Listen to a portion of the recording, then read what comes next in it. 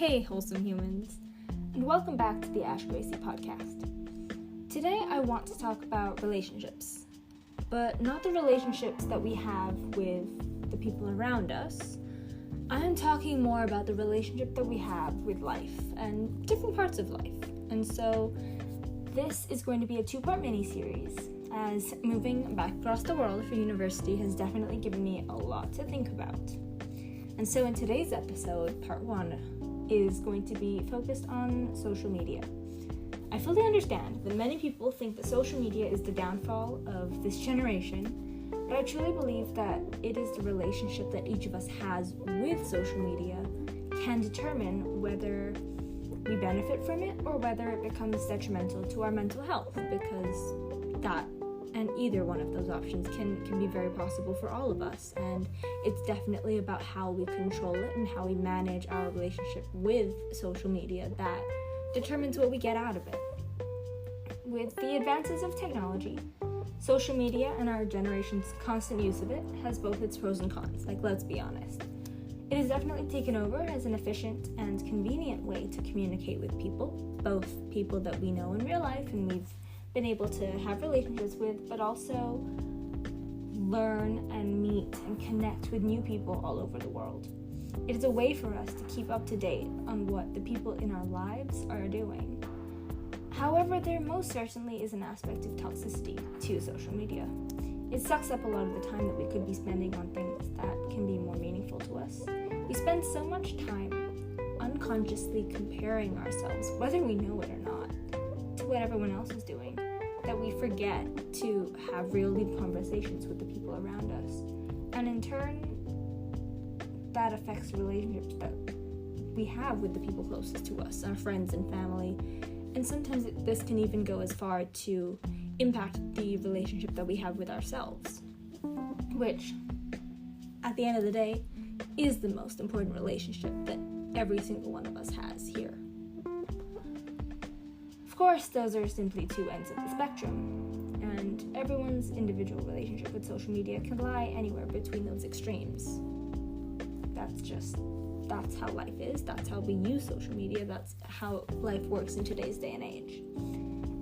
As part of my personal self-care summer, as some of you may know, I took the time to do a social media detox for a couple months, and I deleted all forms of social media from my devices. So, if you're listening to this and wondering why I haven't responded to your Snap or Instagram DM or whatever, that's why.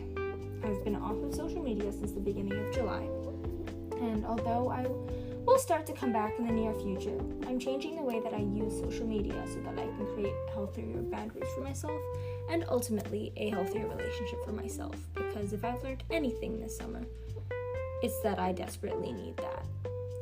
And we all do. We all need better relationships with ourselves, and we all need to have a better understanding of where we are in our relationship with ourselves and where that stands and where we want it to go, and how we're going to build that up to be something that we're proud of and that makes us confident people in who we are. During my social media detox, I made a handful of interesting realizations, and I want to share the bulk of it with you guys.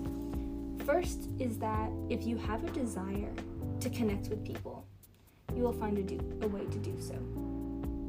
And if you have a desire to do pretty much anything, if you truly want it, you'll find a way to get it, and you'll make it happen, because that's how the human brain works. That's how determination and motivation work. And I found that the same applied to my use of social media and my way to connect with people. I always found that social media, for me primarily, was a way to connect with people. It was never about looking at what other people did, and of course that part happened unconsciously, as it does, but for me it was more the conscious part of it was to connect with people. And I found that even though I deleted social media and I got off of it, it doesn't mean, and it didn't mean, that I was connected with the people I care about any less. And actually, I've come to learn that for me personally, I find that I'm able to create deeper relationships through the conversations that I've had and the other ways of connecting with the people in my life when I'm off of social media, and in a way that makes the connections that I have with these people and the conversations that I have with these people so much more meaningful. In addition, I found that not only had I more time to do this, but I actually had a lot more motivation to truly invest in myself. And whether that was going to therapy, reading self-help books, or having deep conversations with the people who inspire me, I had a new desire to do those things that I had never had before, at least to the same extent. When I had a minute of downtime, instead of picking up my phone to scroll through social media, as one does, I picked up my phone with the intent to go through my to-do list and tick off something that would help me build a stronger relationship with myself. However, in today's day and age, being 100% off of social media does mean that it's harder to find out information and connect with new people. And as someone who still wants to take advantage of the benefits of social media, I decided that I will go back to it. I'm not gonna hold off, but I'm gonna change the relationship that I have with it. And so, going forward, I continue to have all social media apps deleted from my phone and iPad. If and when I choose to check social media, I will do so from my computer, do what I need to do, and then leave the website until I make the decision in a few weeks or a few days to check social media again.